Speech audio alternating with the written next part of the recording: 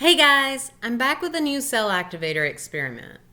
In this series, I've been testing out unique additives to use in Floetrol to help create cells in acrylic pouring art.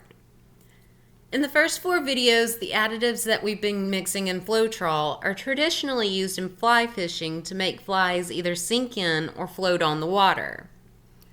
Now that we've covered all 4 of the additives individually, we're going to see what happens when we use them all together at the same time. At the end of this pour, I'll show you all the results side by side so you can tell me which one is your favorite. If you're just joining into these experiments, I'll leave a link to the playlist in the description below if you want to check out the process for the other pours. So far, we've tested out 4 new additives. Each is giving unique cell structure within the paints. Today we're mixing the Fly-Agra, Watershed, Gink, and Zinc into one dirty cup pour. I'm still using the flip cup method, but instead of layering the colors on top of each other slowly, I just scraped and dumped the paints into the separate cup at random. Dirty cups lead to more mixing of the paint. If you use this method, take care. Depending on the colors you're using, you can easily end up with mud. When we use the side of the cup to layer the colors, we're helping to slow them down so gravity doesn't mix the paints. When you just dump them into the cup, the weight of the paint takes effect and some of the colors sink more than others, leading to more movement and mixing. I've been using the same pouring medium, colors, and method across all of these experiments.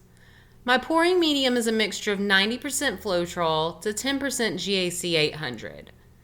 I add in the GAC to help prevent cracks, but if you don't have it, it's not completely necessary.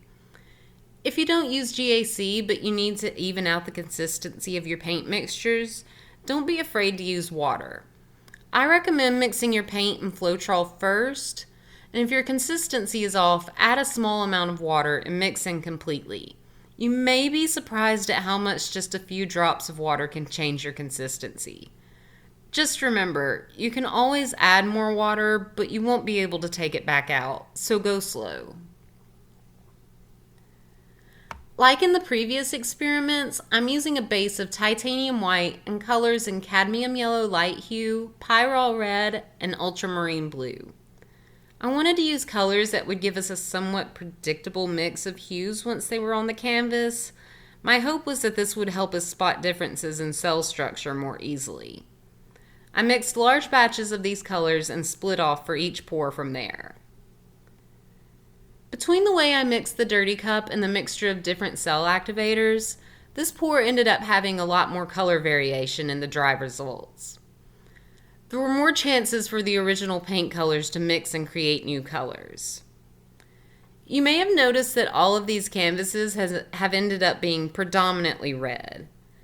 Well, the pyrrole red is an opaque color, the ultramarine is a semi-transparent, and the cadmium yellow light is a transparent color. If I had used a semi-transparent red, there probably would have been a little more mixing of the colors, but the white base would have had a chance to show through more with no other opaque colors present. At the end of this video, I want to share some shots of all the fly fishing additive results. Each additive gave unique cell patterns, so make sure you stick around to see which one is your favorite. I'm really happy with how everything has turned out.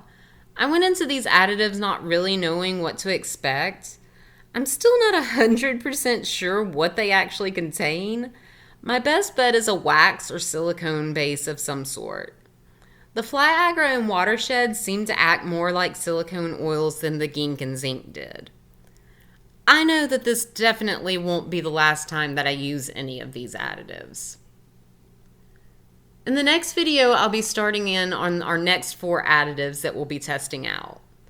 In this group, we will be covering tire shine, boiled linseed oil, food grade mineral oil, and WD-40. All just random things that I picked up at the hardware store. Alright guys, that's it from me. Don't forget to stick around to the end and check out the results from all of the cell activators. Comment below and let me know which one ended up being your favorite. Do you see as many faces in the cells of the Fly-Agra and Watershed as I do? If you guys have any suggestions on additives that you would like to see tested out, I would love to hear them. I love acrylic cells, so I'm always on the hunt for ways to make the best ones. I'll see you guys next time. Bye!